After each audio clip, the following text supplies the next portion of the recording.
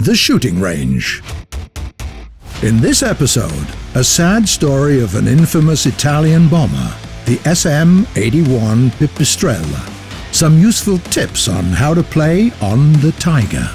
Hotline. The developers answer questions that you've left in the comments. But first, let's start with getting inside a Spitfire? No, let's get in all of them.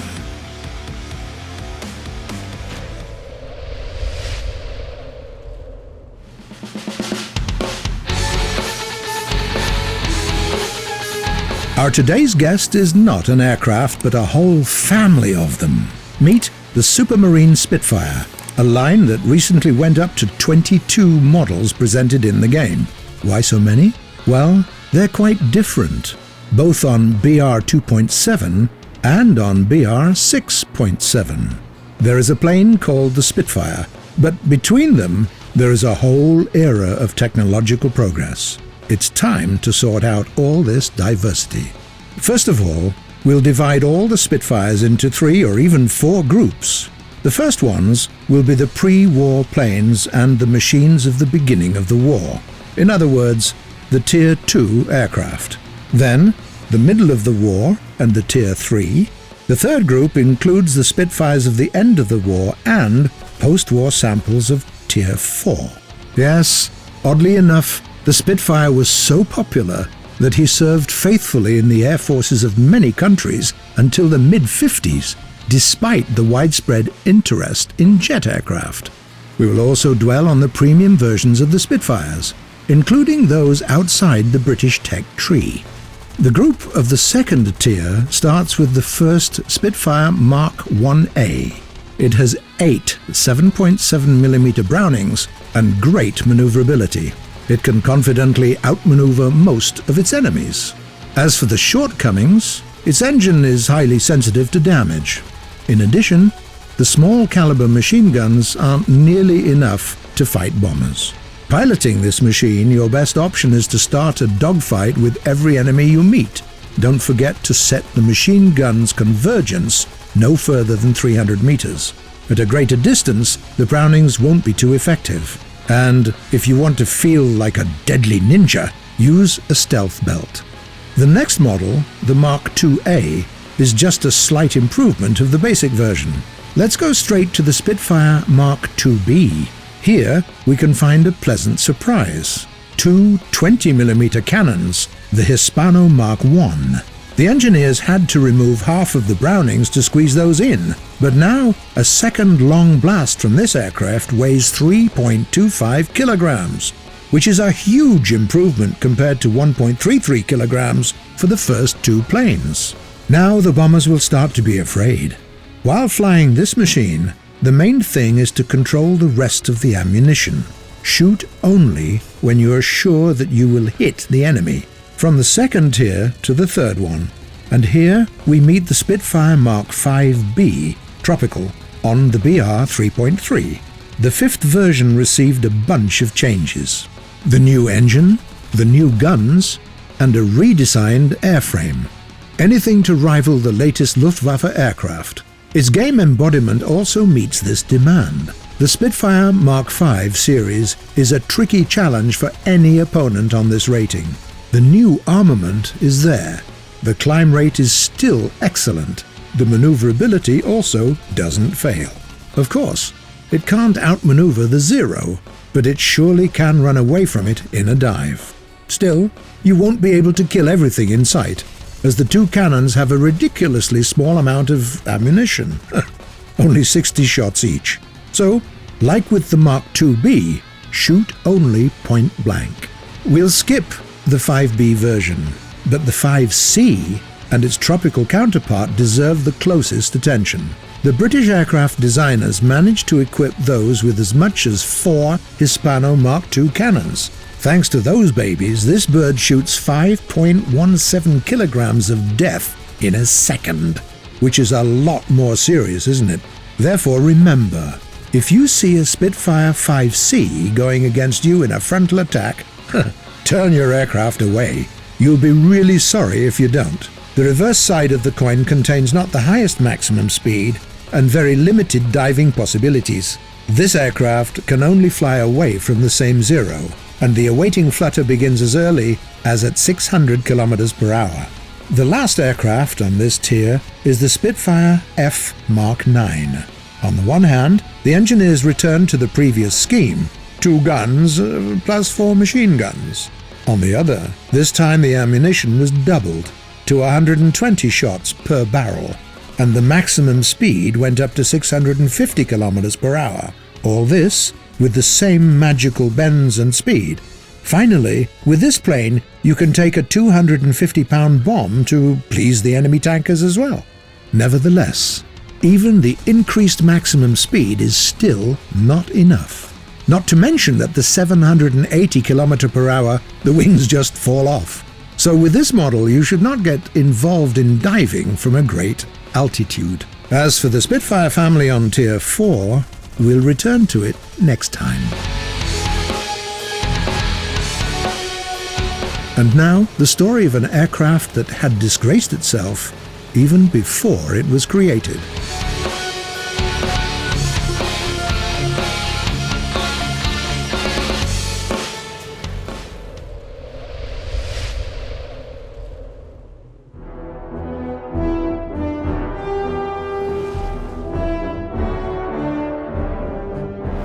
The year 1933 started a new era in aviation. No, there weren't any revolutionary technologies, just a new 3-engine aircraft, the Junkers 52, which finally took off. It was the world's first economically viable cargo passenger plane, and of course, it gained a resounding success immediately. It was the first airplane in the world created with such a noble purpose. Hugo Junkers openly said that he designed this aircraft to give people the opportunity to travel, to establish friendship with other nations, and to strengthen peace throughout the earth. The old philanthropist didn't know that the Ju-52 would become his last masterpiece. Within 6 months, Professor Junkers became harassed, interrogated, and mocked in the Gestapo torture chambers. His aircraft-building business was savagely nationalized, and he lost more than 100 unique patents. And then he passed away, a lonely and bitter death under house arrest. The last Junkers aircraft was a point of interest for many countries, including Italy. But some people didn't like this interest at all. The young and ambitious aircraft designer Alessandro Marchetti met with Duce and bluntly stated that he considered it humiliating for the Romans to bow to some barbarian Germans. No, Italy will create its own cargo passenger aircraft with a smooth covering and a variable pitch propeller. Mussolini liked that speech a lot, and by the end of the year, Marchetti finished the SM-73. Not a bad airplane, even though the engineer did not take into account some solutions of Hugo Junkers. Because of that, he even had to make the plane partly wooden. But it wasn't a big problem. The real horror came later. Hugo Junkers was an excellent engineer, but by no means a seer. Creating his Tante U for good purposes, he didn't know and couldn't even imagine that his offspring would fall into the hands of the Nazis. On the other hand, Marchetti was well aware of who he created this new plane for, and if Junkers hated the idea of remaking the Ju-52 into a bomber, the Italian engineer joyfully agreed to that proposal from the Duce. Thus appeared the BAT, or in Italian, the SM.81 Pipistrello, and it was a lot faster than the armed Junkers 52. It also was the first of the two to earn a bad reputation.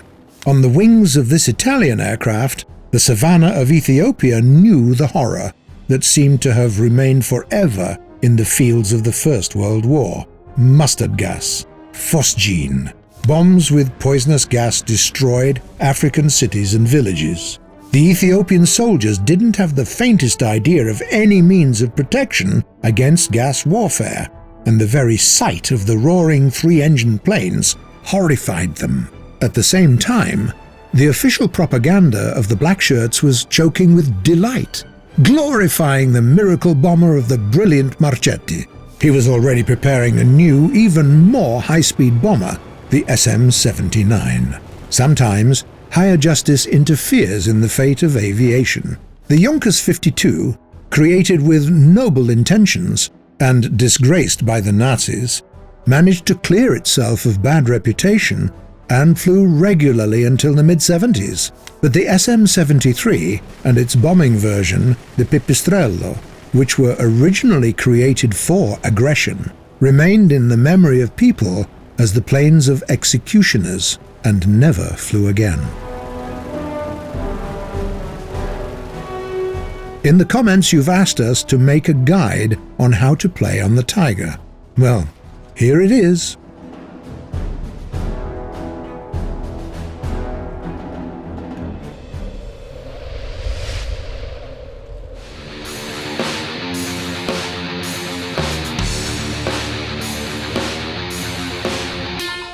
First of all, there are several Tigers in the game. Since there were no additional clarifications in the comments, we've decided to make a guide on the Tiger E.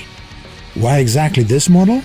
First, in addition to the good ammo assortment of the original H1, the Tiger E has a sub-caliber projectile-piercing 220mm of armor. Secondly, it has a slight advantage in setting smoke screens because it shoots the smoke grenades one by one. That means the tank can cover itself not once, but 6 times during one battle. Thirdly, the turret of the Tiger E turns 2 degrees faster, and the engine is more powerful by 50 horsepower. It's a minor advantage, but still a pleasant one. With the tank decided, it's time to deal with the gameplay. As you've already noticed, the dimensions of this machine are quite impressive. But this doesn't prevent this heavyweight tank from becoming a great ambush creator. Hidden in the forest, the Tiger E can perpetrate a real massacre if it finds itself in the way of an advancing enemy team.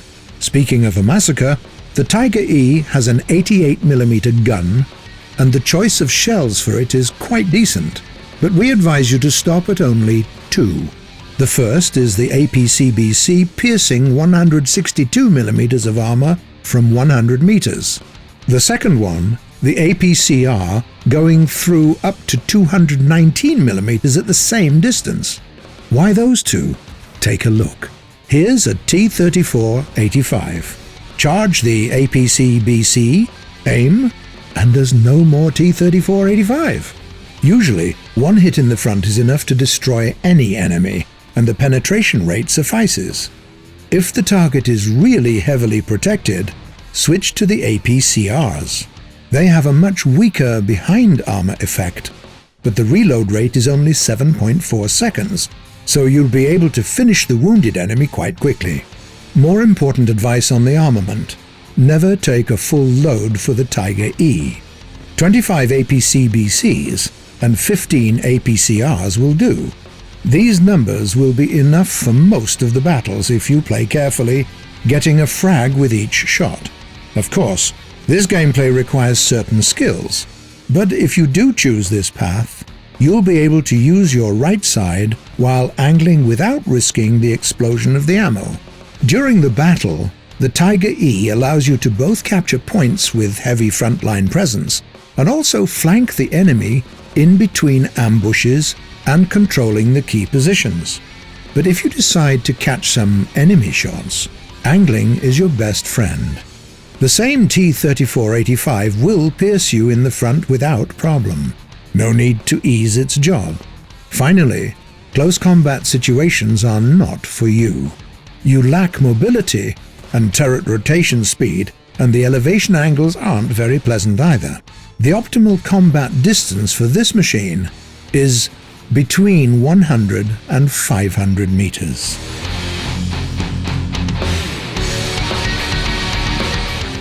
Get ready for the traditional last part of our show, Hotline, the developers answering questions from the comments.